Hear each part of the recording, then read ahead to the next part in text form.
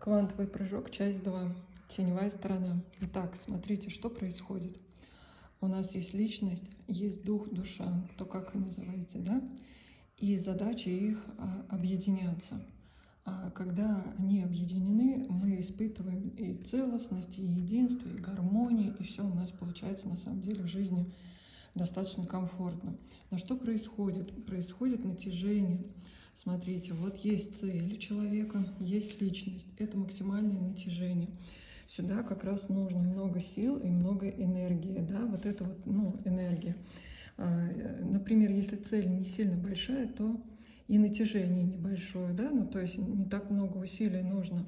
Чем шире и дальше цель, тем больше натяжения у личности, а дух здесь совсем не присутствует, потому что это все идет, как это сказать, не из того состояния, да, из которого обычно живут люди.